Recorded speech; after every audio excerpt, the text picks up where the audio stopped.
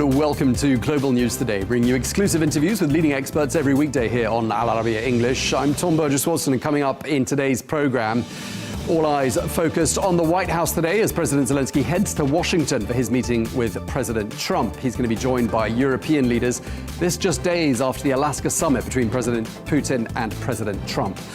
Plus, we're going to be speaking to an advisor to the new government of Syria as the country looks to rebuild. All of that to come on Global News Today.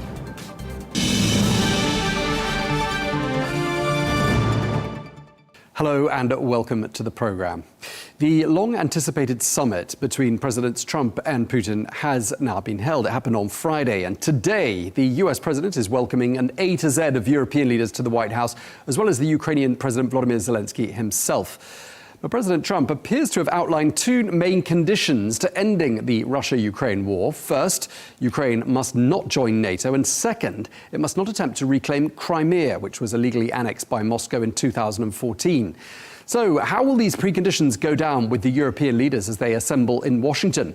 And how far off is a peace deal? Well, for more analysis, I'm joined by a special panel today. My guests are Solomia Bobrovska, who's a Ukrainian MP and deputy head of Ukraine's delegation in NATO. Thank you very much indeed for joining us once again here on Arabiya English. We're joined by Michael Dubke, who is former White House communications director under President Trump. Always a pleasure talking to you, and welcome back to the programme. We're also joined by Major General Chip Chapman, former senior British military advisor to the US Central Command. He joins us from London. Thank you very much indeed for joining us, General. I'd like to start by asking you, Solomia, I mean, President Trump has set the scene a little bit for today. We obviously had the talks in Alaska on Friday. President Trump saying today, a big day at the White House. We have never had so many European leaders here all at once. A great honor for America. Of course, the president of Ukraine, your president, is there. We're talking about the leaders of the United Kingdom, Germany, France, Italy, Finland, the EU, and NATO. Let me ask you, Salome, are you expecting your president to get a rather warmer welcome and a warmer reception at the White House today than he did in February? You know, I just thinking that that was the great honor to Trump to speak to unrecognized the President Lukashenko, who's the now used to be a president of Belarus, and I'm not sure that that is an honor for Trump to welcome all the European leaders, understanding that he is playing with the words and with the statements literally every moment, and I hope that this visit he will treat President Zelenskyy warmer than it happened a couple of months ago. But at the same time, we are all worrying, and we feel we are very cautious on this meeting, understanding that US and Trump can press Zelenskyy about the future, any possible negotiations with Russia, especially in the terms of the territories. So it's not even about any feelings and warmth and empathy. That's about really fear, understanding the moment of history, which can turn Ukrainian state in other direction. Zelenskyy understands the price, because the whole nation, believe me, all the Ukrainians are waiting now for the results at the end, and because that will depend how we will look like on political map. Trump, pretty sure he doesn't feel any. He's a political animal. That's not about the warmth. That's not about empathy. That's about trading. And the good game to get the probably Nobel Prize at the end for the one more peace negotiations for any price. Okay, Michael, let me ask you for your thoughts, and just really picking up on something that President Trump said ahead of today's talks. He said President Zelenskyy of Ukraine can end the war with Russia almost immediately if he wants to, or he can continue to fight. But there's no getting back Crimea and no going into NATO by Ukraine. I mean, is he sounding supportive to Ukraine in your mind? Well, I think you juxtapose that statement against the statement this morning about the historical nature of President Zelenskyy and the rest of the European leaders coming to the White House. I think you're seeing a number of different messages coming from Donald Trump after the summit that happened in Anchorage, Alaska on Friday. A couple bottom line items here for me, which is, are we closer now to peace than we were in February when you brought up the original meeting between Zelenskyy and Trump? And I think the answer is yes. And I think it's because the United States has been moving and engaging in these conversations with the summit on Friday, now the summit on Monday. So I think we're moving in a direction. I would be concerned from the Ukrainian and from the European standpoint that we've got, that Vladimir Putin on Friday moved this from a ceasefire to a peace agreement. I think it's going to be very difficult if I am coming here as the leader of Ukraine or Europeans that want to be involved in these peace negotiations. I think that's a movement that, one, they're going to push back on. So we'll see what happens during the conversations as they progress across during the day today. But I think we're closer to peace because of the engagement of the United States. And I think Donald Trump, the one thing that Donald Trump has going for him is that he is slightly unpredictable, which makes all of these conversations even more important to be in the room with him and to have these conversations. So with Friday's meeting, with Monday's meeting, we'll see where we go. But I think everything is on the table, and that's what you should read into those statements. Okay, Major General Chip Chapman, sorry to come to you last in this discussion. I mean, what are your thoughts? I mean, picking up on what Michael just said to us there, I mean, lots for the European allies to digest going into those talks. I mean, really to answer Michael's question, does it look to you like we're one step closer to peace than we were back in February? Well, I think you need to know what qualifying word you put before the term peace. I think it's always been the case that President Trump has wanted what he would call a humanitarian peace, really from the town hall meeting in May 23. He looks at this in terms of stopping the killing. He doesn't look at this in terms of winning or losing.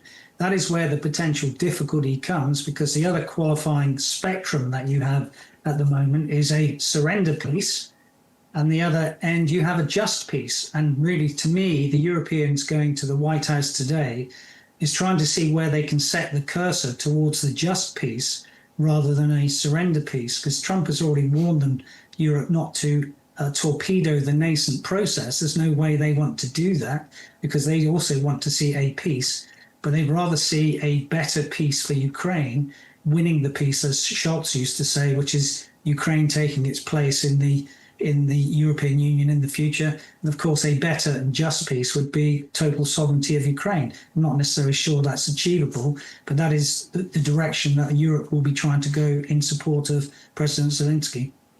And Chip, just staying with you for a moment. I mean, imagine a scenario, a long table. On one side of it, you've got President Trump and his people. On the other side, you've got all these European leaders, the leader of NATO, the EU president, all sitting on the other side of the table. I mean, the people on the European side of the table, are they all, to your mind, speaking with one voice?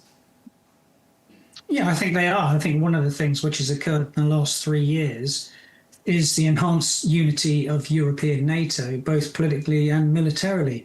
And what we're looking at really in the triangle here is, where are we on reward, pressure and concessions? At the moment, all the concessions and pressure seems to be on Zelenskyy, with Putin getting the reward. And that needs to sort of slightly alter at the moment. There's a reason, I think, that this has happened. And it really was, to me, a big change around on Friday, because the main effort of President Trump in the last, really since 23, which he re-emphasized really at Notre Dame in December last year, when he talked about an immediate ceasefire. It was ceasefire, then negotiations, to really flip that around to negotiations and a ceasefire means that a lot more people are going to get killed. We string the thing along to the right, which I think is what Putin wants to do. He's the playbook of Gromyko. He wants negotiations, but not to negotiate. Is that how it looks to people in Ukraine, Salomia, that basically President Putin is playing for time here, and the fact that we seem to be leapfrogging from the current situation we're in to a peace treaty and bypassing that all-important ceasefire phase? I mean, how does that sit with the people of Ukraine? It's not strange, not for the first time when there is no ceasefire, but Russia starts to talk about any peace negotiations with a huge list of demands to Ukraine, and that's demands that's the price actually for the freedom and for the existing of the state actually. That's why preliminarily demand from Ukrainian side was the ceasefire. Yes, of course, to stop all these casualties, killing people while they are striking and hitting all normal civilian buildings just randomly in Kyiv, Odessa, Kharkiv, or whatever. Because we probably know all the points of the list of demands from the Russian side. That's unfortunately make us, stuck and think, because no one is ready to be honest for the majority of the points which are in the list, starting from the Donetsk region, where we have to withdraw Ukrainian troops in order to give this territory not even to be frozen, but to give under the Russian control. Then starting when we have to talk about the Russian church, or it's not about religion, that's about the Federal Security Bureau of Russia. That's the party of the huge network in Ukraine. That's about the Russian language, and you will see the huge resistance from Ukrainian people. And that's Parliament has to vote for these decisions. But yes, of course, the first point that's to trade and trading of Ukrainian territory. That's what makes us really. In a very hard position, especially for Zelenskyy, who is responsible for the last word and last decision. And unfortunately, when we're talking about the security guarantees, when we hear this from the partners, I think the best decision was and still is that's to give the weapon or long-range missiles, which we can use to strike the Russian targets against Russia. Okay, Michael, I just want to ask you. I mean, it does sound like President Trump, is very pressed for time here. He wants peace and he wants it quickly. He said that from the beginning of his presidency. But at the moment, obviously, we're in a situation where Russia appears to have the upper hand on the battlefield. I mean, now isn't really the ideal moment for these talks to be happening, at least not as far as Ukraine is concerned, is it? Well, let's remember a couple of things. I mean, when Donald Trump became president, he allowed the weapons that Western powers had been sending to Ukraine to be used within and further distances within Russia. In terms of lethality of what the Ukrainians can do, the guardrails that the Biden administration had put on the Ukrainians for a good number of them were lifted, which I think has brought us to this point where you have seen the Ukrainians make advances. You've also seen the Russians make advances. I would argue that we're in a very static position, similar to where we've been for a while. The Russians have lost almost 1.1 million of their citizens in this conflict. Untold, thousands, tens of thousands, hundreds of thousands have been lost on the Ukrainian side. The point to all of what I'm trying to say is that we are in need of negotiations on this. We are in need of American leadership on this. The president has gotten us to this point, but going to the general's statement, and I think I'd really like to agree with him on this. If this is just peace through surrender rather than a just peace, then I don't think you're going to get a lot of people have talked about this. Trump is doing this for the Nobel Peace Prize. You're not going to get a Nobel Peace Prize for a surrendered peace. So I think the White House understands that. They have pushed on Putin. They have pushed on Zelenskyy. It is good to see European unity coming to the United States today, because one other thing that the Americans have been saying throughout all of this is that a lot of what needs to be settled here has to be settled amongst the Europeans themselves, with Americans participating in those conversations. And I think that's what we're going to see today. Okay, Chip, let me turn to you. I mean, picking up on Michael's points as well, but I mean, I also want to ask you whether you think perhaps if these talks were happening in a different context, in terms of different timing, that happened last summer, they happen next summer, whether perhaps there'd be a better deal to be made than the deal that is likely going to be struck at this particular stage. Chip? Sorry, is that for me? Sorry. Yeah, that was for you. Okay. I don't think there's going to be any deal at the moment. So the thing I think you need to look at first is what is the next step from this? There will be no back channel deals at the moment.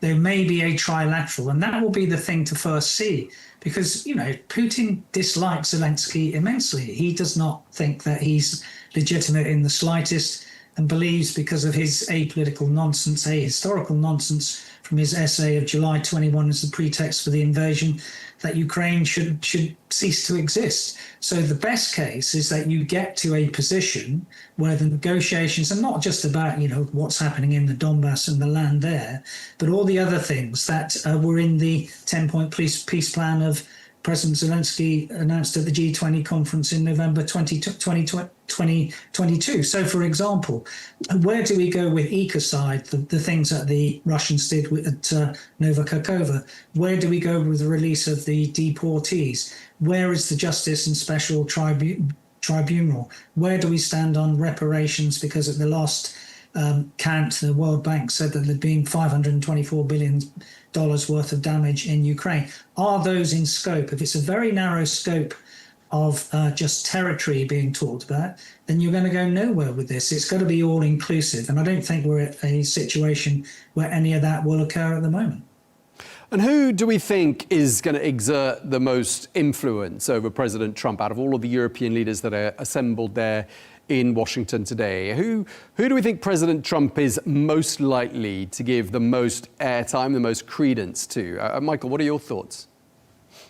I think it's the leader of NATO and the leader of the UK are probably the two voices that I've been hearing from coming out of the White House that they think have got a perspective on the situation in Ukraine that they will be listening to. I also, frankly, the relationship with Zelenskyy took a turn in February, but given the April sit-down on the sidelines of the Pope's funeral and the meeting in June, I do think that there is a growing conversation between the president and Zelenskyy that should not be discounted. We're not back in February. Okay. This relationship has progressed. So. All right, so that's water under the bridge. But just staying with you for a moment, Mike, because you're obviously a comms expert. What techniques, what language, what approach would you advise those visitors to Washington to adopt if they are to get President Trump on side?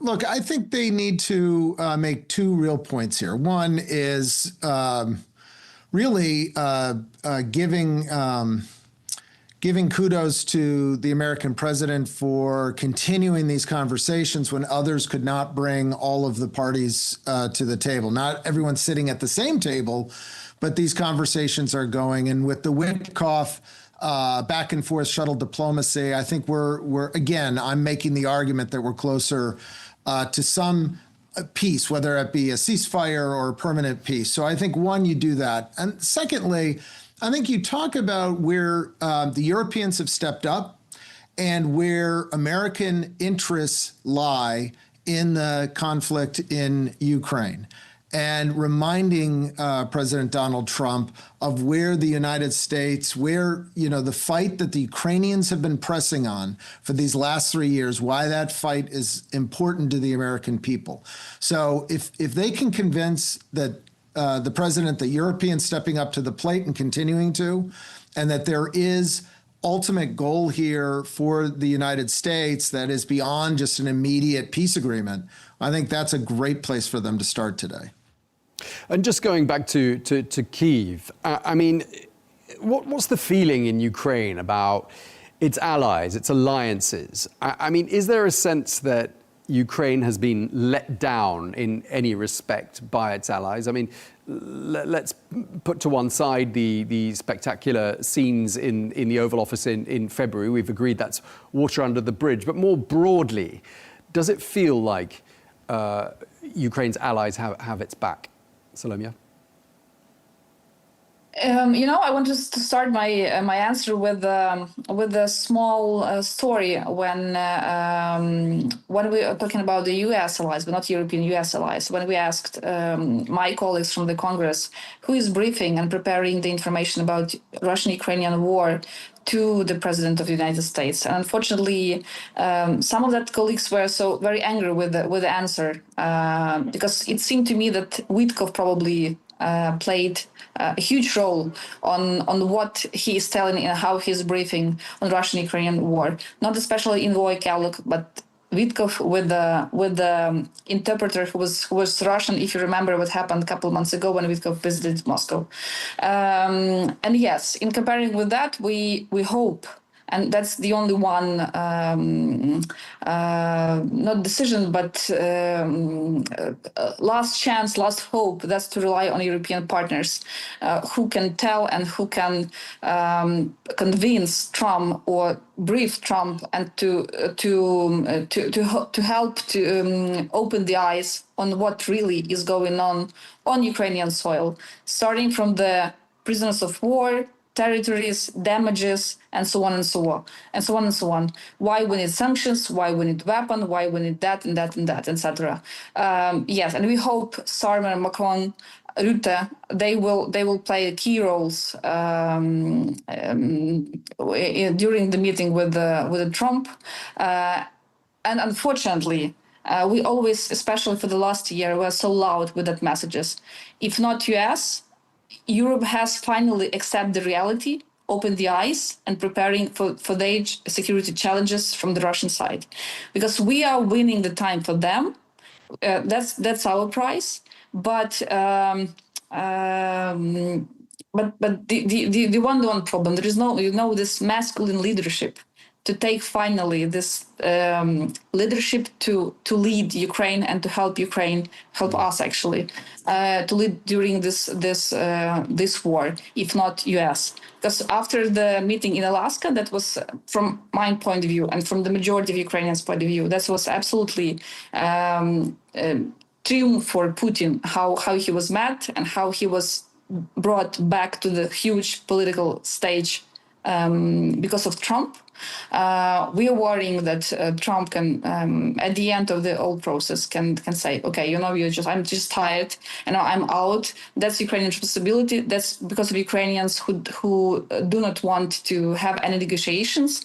I'm leaving this process, and that would be our total and huge and big historical failure. Okay, Major General Chip Chapman, let me put that to you. Supposing that were to happen, President Trump says, listen, I've had enough, I've done my best, over to you. What would Europe's options be in a situation like that? I mean, could they go it alone, step up the fight, and try to get Ukraine into a stronger position ahead of negotiations much later on in the game? Well, one of the things that has happened in the last 6 months is that the Ramstein group, which ensures the consistency and sustainability of supplies to Ukraine, has been taken over from America in the lead of that by NATO itself. So the Ramstein thing is now led through NATO, not through the Americans. And of course, we've had this notion of buying Americans through NATO money, European NATO money, to give to Ukraine. So Europe could do as much as it does. It's worth remembering, of course, that the European NATO outspends Russian NATO. The only thing missing from time to time is willpower to step up and see this. I think it's in Europe's security interest long term, if you believe that the Russians are a revanchist imperial power, which I do, that their end state in grand strategic terms is to regain lost territory and spheres of influence. And so it's for the security benefit of European NATO to ensure that Ukraine prevails and that the better peace is in Ukraine's favor. Okay, well, we're approaching the end of this discussion, but I just want to ask, as we enter the last chapter of our conversation, I mean, Michael, does this look to you like we've got the makings here of a legacy-defining moment for President Trump? I think we're at the start of a legacy-defining moment. I don't know that we're going to come out of today with an agreement that is going to be acceptable to all parties. And frankly, until we get all parties to the table together, I think we're going to be short of a full peace agreement. Hopefully, we can get closer to this ceasefire. The one last thing I want to say is the show of force that the Europeans are providing today by going to the White House. They should not underestimate the statement by the president. He has been moved by that. I think this is an historic day, a big day, as he put it in Washington, D.C. And it was good to see the Europeans join Zelenskyy in coming to the United States for these meetings. I think that was a very important step and a show of unity that is going to be very impressive upon the president. Okay, Chip, let me ask you, how does President Trump make all of this look like not make it look like Russia is being rewarded in any way for having invaded Ukraine in the first place? Well, negotiations are a process, not a denouement. So this will be the start of the process. He will probably try and say that the process has begun. I've set that process for a denouement, which comes later down. That can be sold at the moment as a success. I think it will be in that terms because the Europeans will want to engage and flatter in the same way that Putin engaged and flatter, but they'll put some strategic realities to that about the strategy bridge between the military power of Putin and his political outcomes and the military power of NATO, European NATO by itself if necessary, and its military power once mobilized with the willpower behind it. Okay, and lastly to Salomia in Kyiv, let me ask you this. I mean, we heard President Trump in the last 24 hours talking about this war as being Biden's stupid war, a war that should never have happened. I mean, I just wonder what you make of the idea that the man leading the charge on behalf of Ukraine seems to believe this is the fault of his predecessor, not the fault of the invading party. And how much confidence are you that a deal will be struck, that will be fair and that will be lasting? We all keeping fingers crossed for this meeting. Believe me, because that depends on how we will get up in the morning with new shells, Shaheds on drones and in the sky or ballistic missiles.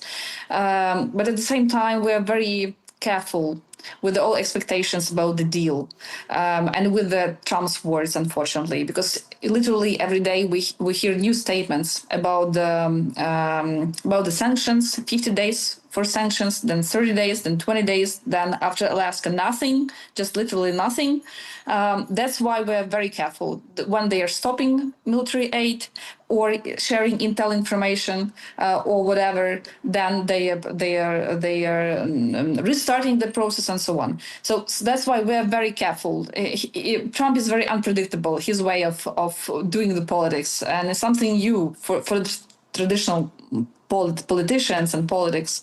That's why we just all, we'll stop breathing just to finally see the results, because that's about all our lives here. All right, well, I'm told we're out of time. Really appreciate you speaking to us. You've had the last word. Salomia Bobrovska, Ukrainian MP and Deputy Head of Ukraine's delegation in NATO. Thank you to you. A big thank you to Michael Dubke, former White House Communications Director under President Trump. And also a very big thank you to Major General Chip Chapman, former Senior British Military Advisor to US Central Command. Thank you all very much indeed.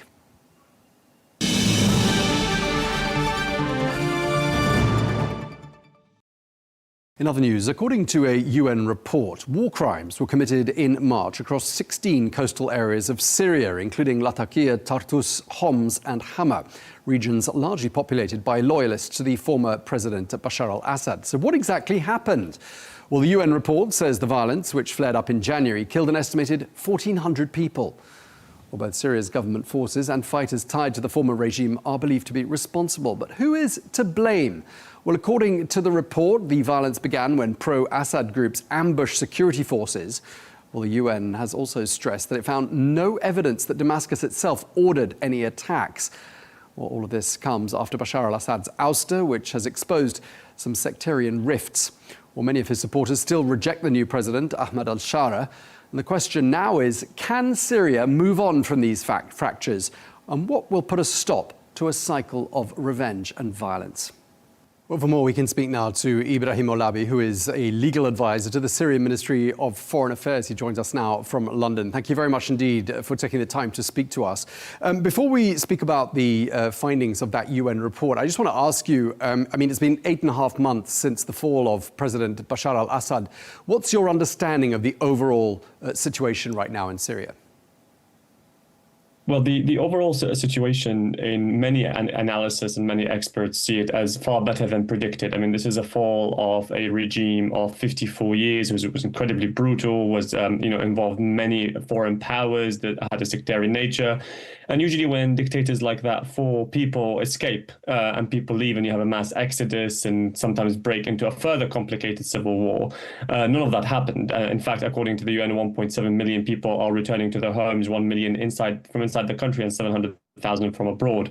We've seen investors come in, we've seen investors conference, we've seen sanctions lifted, we've seen diverse government formed, we've seen constitutional declarations, we've seen relative calm. But that does not mean it didn't come with its challenges. We have seen unfortunate events like the one that we will talk about today in the coast, the unfortunate events of Sweden, complex negotiations going on with the Northeast, but nothing incredibly different from what you would imagine a complicated military transition to look like. We've seen a lot of international attention, a lot of domestic support, but also a lot of criticism, which is also very welcome. And this is the kind of Syria that we're trying to build. We must not forget the legacy of the Assad regime and the challenges that are facing Syria today. So keeping everything together, for many Syrians, it's far better than expected.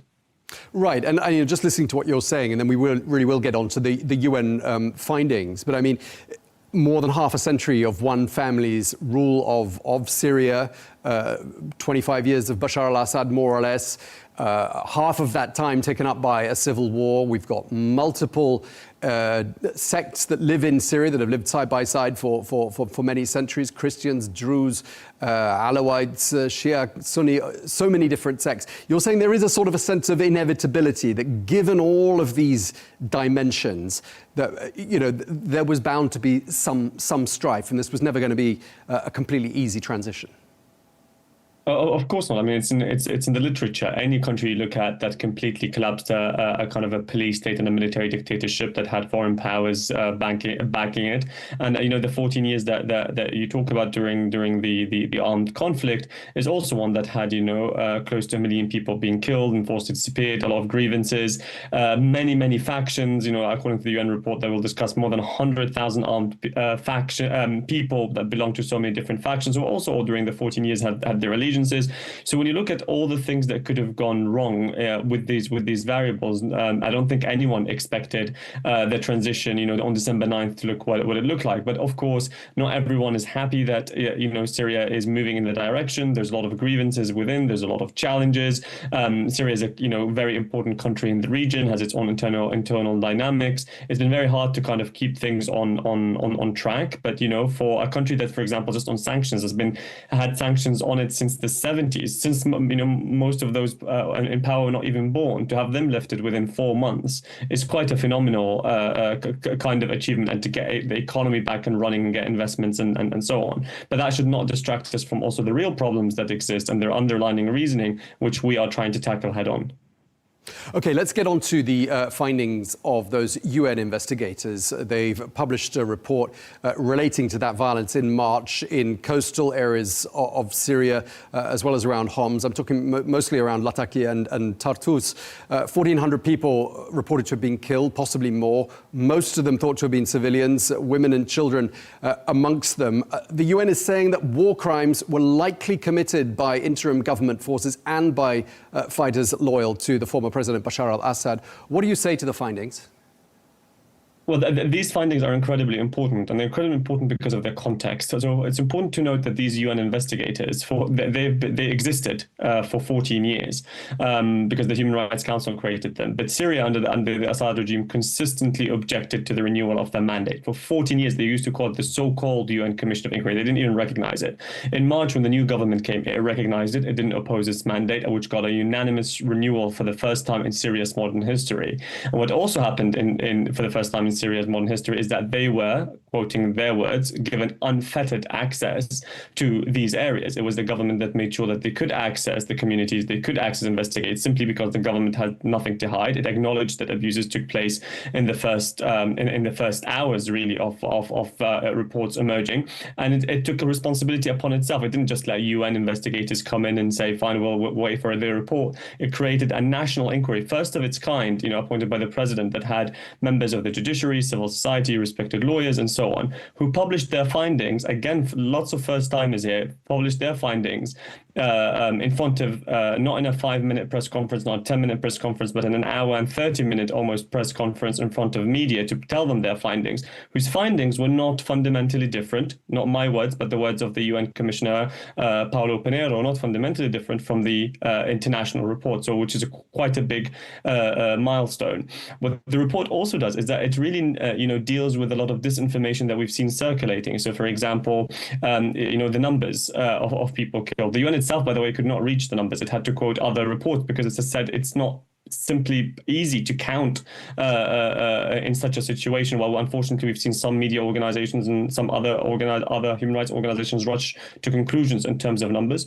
It also puts the findings into perspective, the challenges that we've just talked about, the difficulty of security sector reform, the grievances that people felt that made them feel that they need to take revenge into their own hands, unfortunately, against civilians who, had nothing to do with the suffering of the people who killed them, but because they belong to a sect that did, and that sect also was explained, had its like about 3 pages part of that report to put things into context. It talked about the difficulty of accountability because we've inherited also the judicial system, the prisons, the judiciary, which was used at the time of the Assad regime as a really repression tool. And then it shed light that, most importantly, that it did not find any government policy to conduct these attacks, although they were widespread and systematic in their nature of targeting. But there was no command. The command was the opposite, was to halt any abuses, to get matters under control, which the government eventually did, which is also the report, something that they recognized, that for the same military factions, there are people committing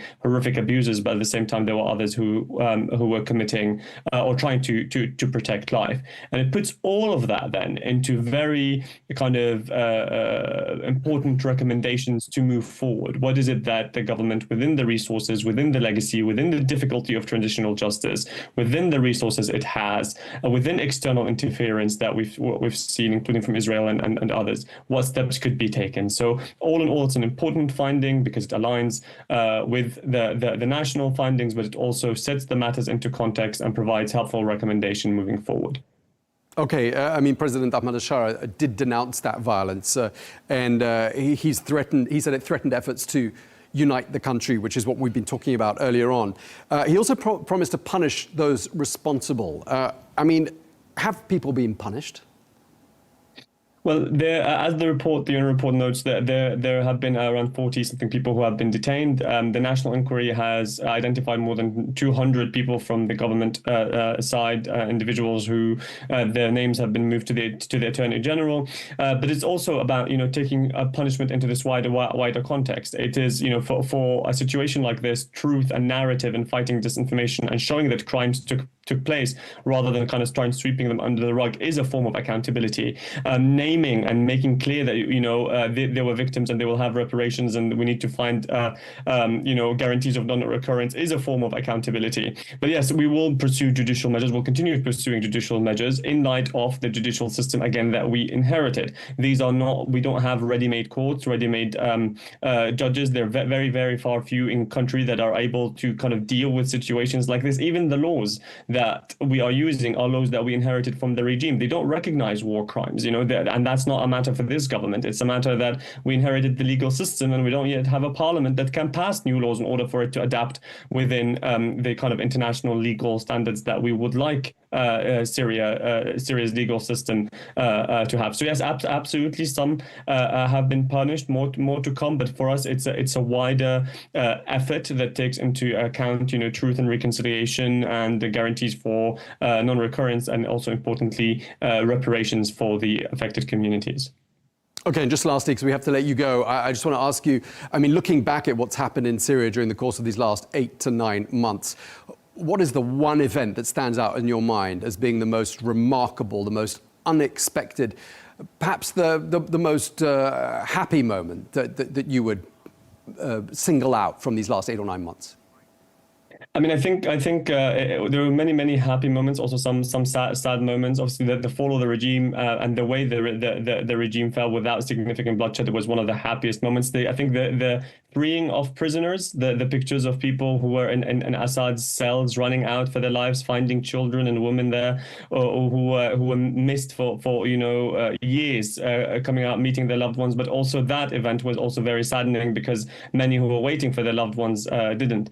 And I think that then the following moment would be the easement of sanctions, the President Trump's decision and that of the UK and the EU, because it allows millions of Syrians to be able to rebuild their lives that were taken from them for no reasons. It allows, parents to sell their children to school, electricity to come back to their homes. And that's exactly what we're building. It's giving, Syrians a chance to be able to rebuild themselves after 60 years of dictatorship and 14 years of a horrific conflict.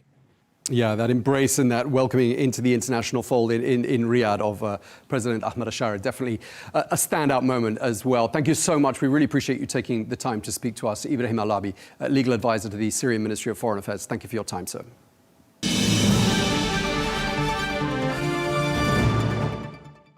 Well, we're going to stay with Syria because President Ahmed al-Shara says he hopes to avoid conflict with US-backed Kurdish forces.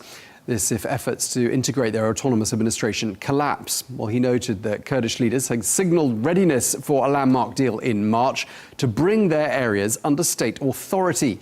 But recent clashes with the SDF, or the Syrian Democratic Forces, had raised doubts. Well, the SDF, which controls northeastern Syria, has fortified tunnel networks along front lines. Local Arab tribes accuse them of discrimination, allegations the Kurds deny. So just how realistic is this deal now? Well, let's get more now. We can cross to Al-Hasaka, which is in northeastern Syria, and we can speak to Bedranjia Kurd, who is the co-chairman of the Foreign Relations Department of the Autonomous Region of northern and eastern Syria. Thank you very much indeed for speaking to us, sir. Before we talk about specifically Kurdish relations and SDF relations, I want to put this to you. Bashar al-Assad was ousted about 8.5 months ago. There have been these clashes between the SDF and government forces in Manbij and Aleppo. There have been tensions and revenge attacks with Alawites in coastal areas. There's been tensions between Druze and Bedouin forces around Suwaida. Some might say some of these issues are inevitable in a country that has endured 13.5 years of civil war. But what is your feeling about the general direction that Syria is heading in? Thank you for having me on your show. When the Ba'ath regime was toppled, there were just feelings of joy across the Syrians. We had hopes and expectations that we could start a new chapter of rebuilding Syria, where we can shape the country's future. Yet with the passage of time and with the practices that have been pursued on the ground, whether against the Alawite components or the Druze component, and against many other communities and the groups that have been targeted by the radical Islamist groups. So those practices, in fact, have raised concerns and suspicions among many Syrian people. And that's why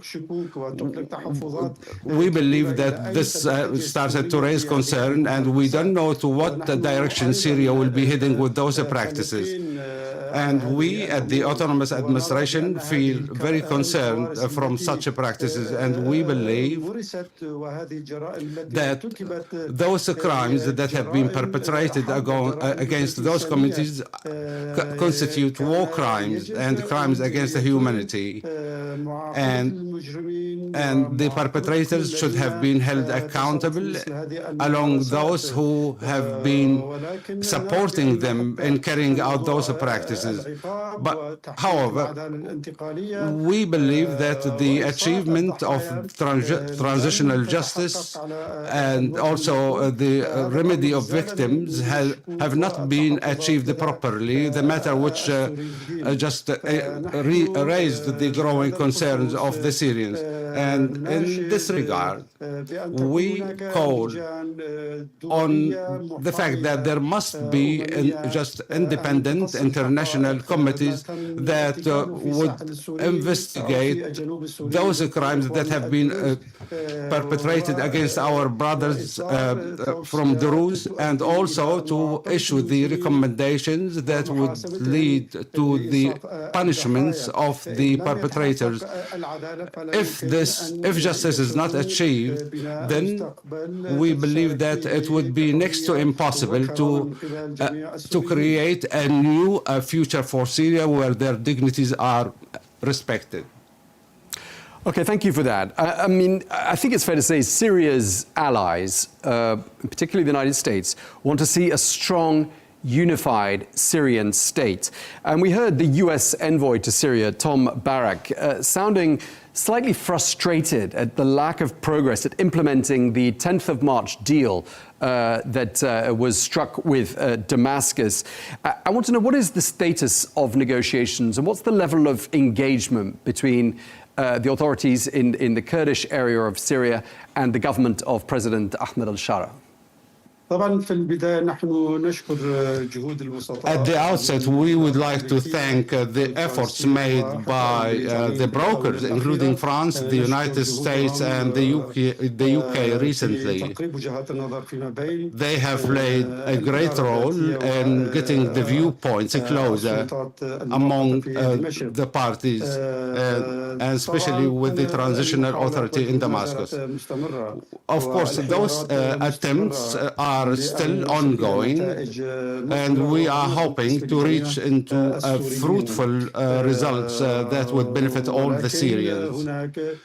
With that said, I have to stress that there are also some actors that are stonewalling the ability to reach into agreement between the parties or to implement the 10th of March agreement. On our part, we are committed with this agreement to a great extent and to implement all its provisions.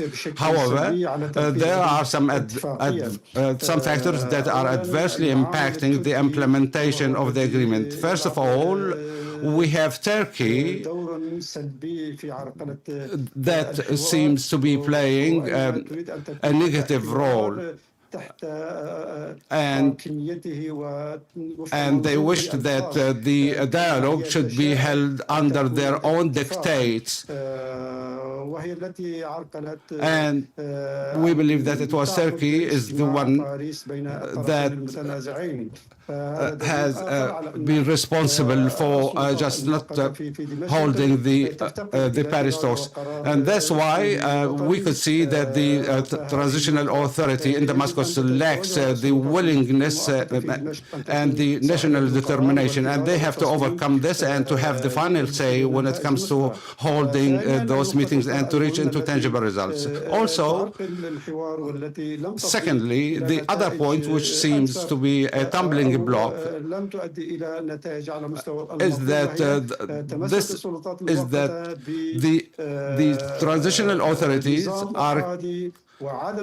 adhering still to a unilateral structure of governance and not accepting the pluralistic system that would take into account all the cultural and linguistic factors of the northern and eastern Syria and to integrate them into the Syrian state institutions. We have some disagreements in this regard, and we hope to have a decentralized governance structure that would recognize the diversity and the pluralism, so that we can make sure that all the components of Syria can exercise their rightful obligations without any obstacles, and especially because those demands by the components of the people in northern and eastern Syria are legitimate in terms of their linguistic, religious rights that should be exercised freely without any obstacles or repression against them. Therefore, we believe that any unilateral centralized regime would eventually oppress those communities and will eventually lead to the marginalization of other components and their ability to take part in this transitional stage. And this is what we are facing at the moment.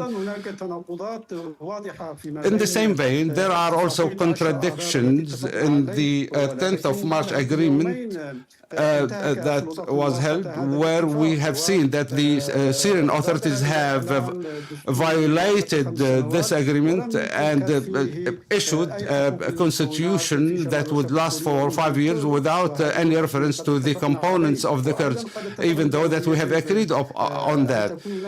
We have also agreed that there should be an inclusive Syrian participation in the political process, the matter which has not been realized in the constitution, and also in the selection of the legislative council. All these developments by the Syrian government represents a breach of the 10th of March agreement, and I think with those factors combined, they can pose some real obstacles for the implementation of this agreement. With that said, we are still open to the dialogue, and the door remains open for dialogue until we achieve the desired results. A set of talks was supposed to be held in Paris between the SDF and the government in Damascus. The government in Damascus says it will not take part in those talks anymore. What is the status of those talks? Have they been cancelled, or will they go ahead in the absence of representatives from the Damascus government? What we have heard from the transitional government in Damascus is that they have rejected to attend the upcoming meeting in Paris. The Syrian government said that the meeting has been cancelled. However, officially, the Paris talks are still ongoing, as there are international efforts underway to make this event happen. But there is no date set, but yet it has been postponed.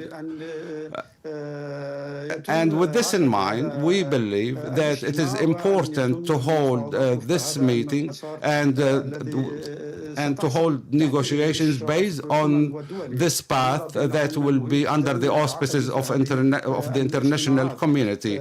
Holding those meetings are quite important for us. As for the transitional authorities'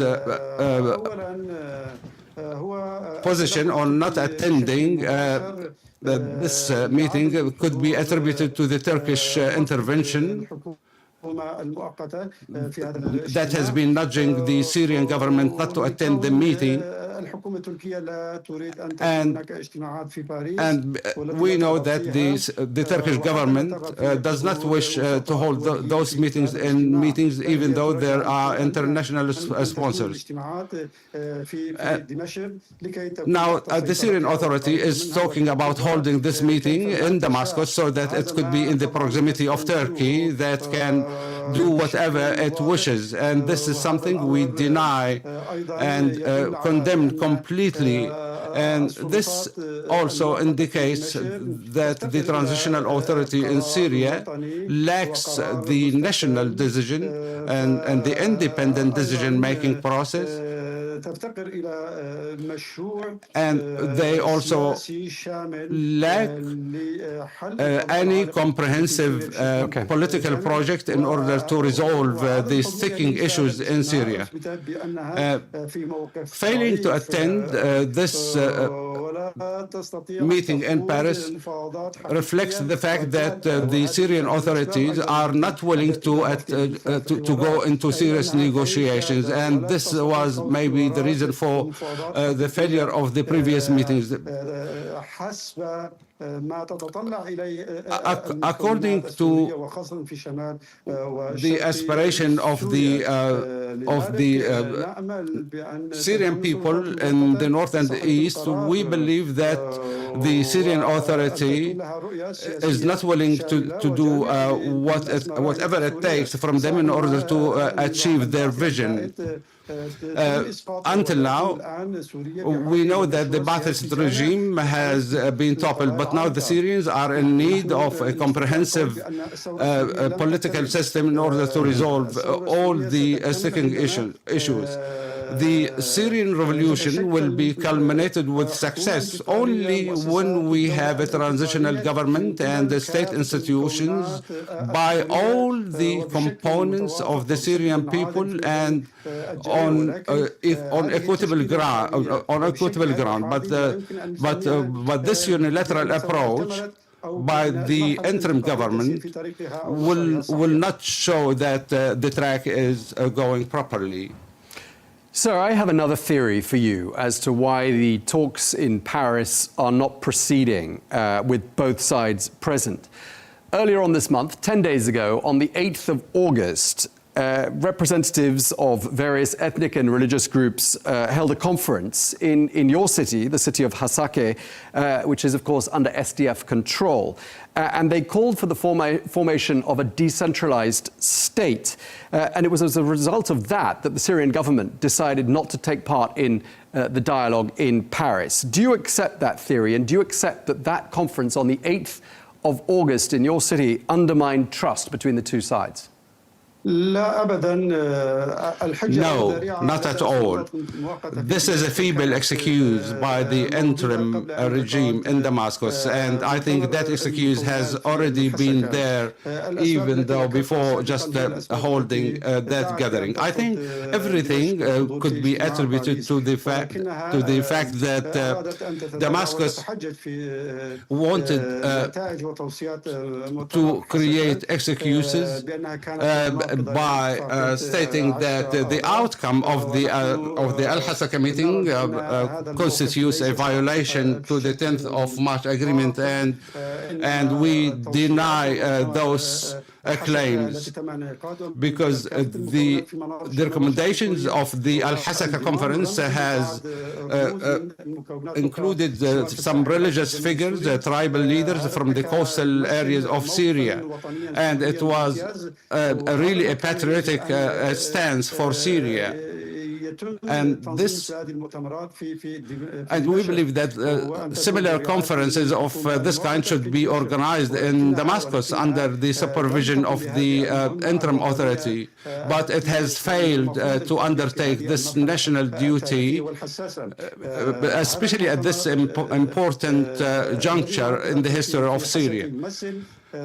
And the gathering that was held in Al-Hasaka reflects the diversity of the Syrian people. And as you know, Syria is comprised of different components of different linguistic and cultural diversity, and all their voices should be heard. And those voices represent the interests of Syria, and each component should have their cultures that should be respected and represented, and also should have a say at the table which shapes the future of Syria. So the Syrian government stated that those components are not in favor of creating an inclusive Syria, but that is not true. What we need is just a national democratic project, and this is what we had also in the communique of the Al-Hasaka conference. Just lastly, sir, I'd like to ask you, Syria has many allies in the world today. Many countries want to see Syria succeed. We saw that in Riyadh when we saw President Trump embrace the new president of Syria, Ahmed al-Shara. This very much under the auspices and under the guidance of the Crown Prince of Saudi Arabia, Mohammed bin Salman. I'd like to ask you specifically about Saudi Arabia, what role you see the kingdom playing in guiding Syria on its path to unity. As mentioned earlier, Saudi Arabia has an important and instrumental role in the region and the Middle East at large. And that's why we believe Saudi Arabia could play an important role in the political landscape of Syria and bridging the gap among the different components of Syria and to create an inclusive Syria for the future of all Syrians. And that's why we are quite confident that it could play an important role, taking into account the interests of all the stakeholders. And I'm sure that it will do so just without favoring any actor at the detriment of the other party. This is what we are hoping Saudi Arabia could do. And we also believe that the Arab countries' role could also have an important role to do. In the past, we believe that the Arab role was almost absent, and there was a vacuum that has been filled by other countries such as Turkey and Iran. And now we believe this is a very important strategic dimension for Syria, and there must be close coordination among the Arab countries in pushing Syria forward and to have political interactions that are more realistic in order to overcome the obstacles, since the Arab countries have many common historical factors. And I think Saudi Arabia is quite capable to support Syria in order to reach into successful solutions that would benefit all the Syrians. Okay, well, we appreciate you taking the time to speak to us. We're out of time. Thank you very much indeed. Bedran Kurd, the co-chairman of the Foreign Relations Department of the Autonomous Administration of Northern and Eastern Syria. Thank you for your time, sir. Shukran. Shukran.